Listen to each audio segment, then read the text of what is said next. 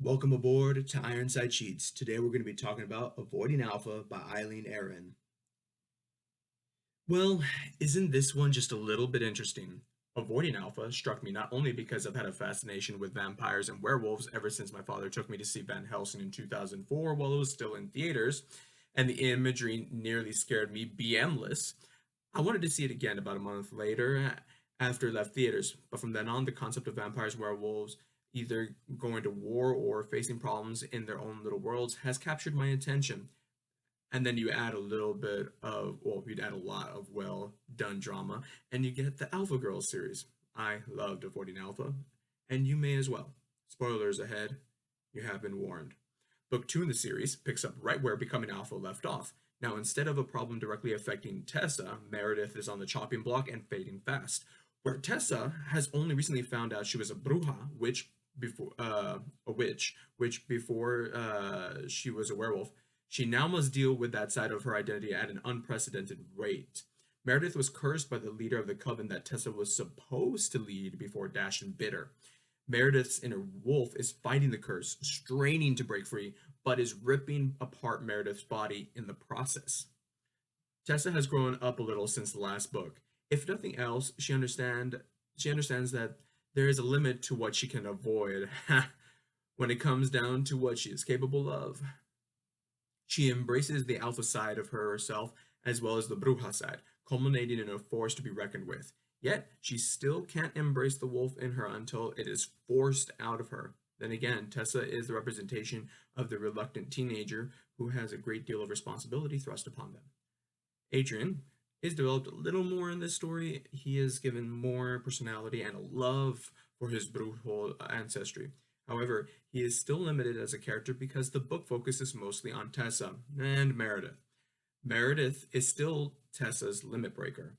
Even in a plotline where she is hardly directly involved and everyone is working to save her while she sleeps, she still pushes Tessa to reach deeper into herself to find what she is truly capable of.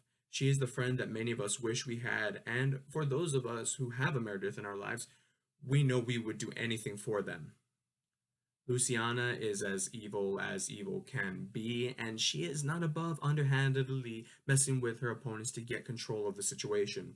If you have a Luciana in your life, this is the person you want to see crushed, even though you know that so doing that yourself would cause you more harm than good. Even then, you might just think it's worth it. So Luciana portrays herself to Tessa. Dastion is much more collected in this book.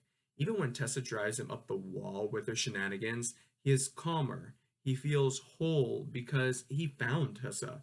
He was missing a part of himself without her, and now that he has her, he never wants to let her go.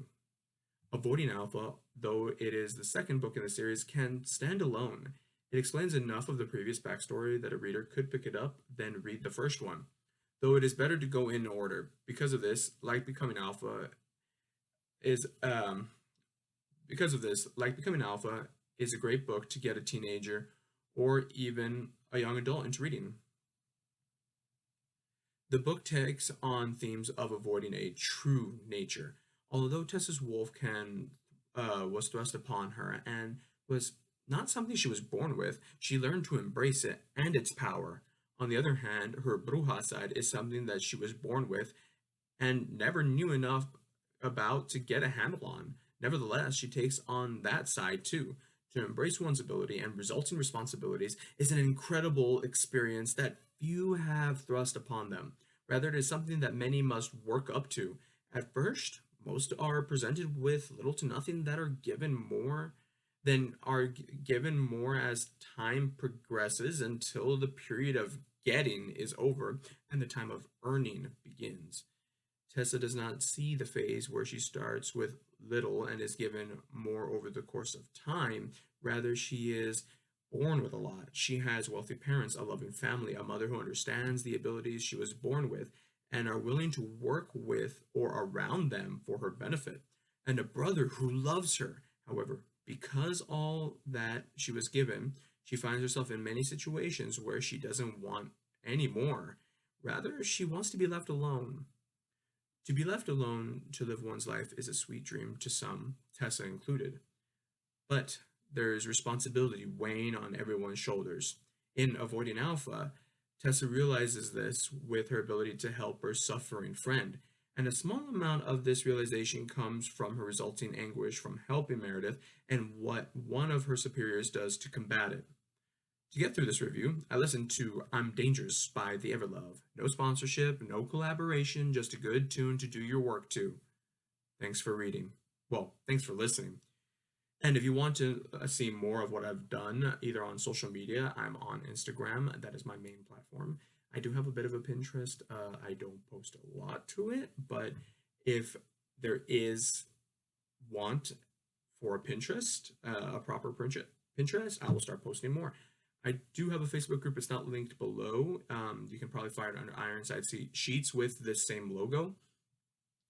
But yeah, find me on Instagram. I post what books I've read recently. I post my thoughts on them, and I talk about what projects I'm working on. You can go to my website where you can see more book reviews that I've written because I'm way behind here on YouTube about which books I've written. I've done reviews for. You can see a short story that I made, and you can see the books that I have written. All right. Thank you for listening and have a great day.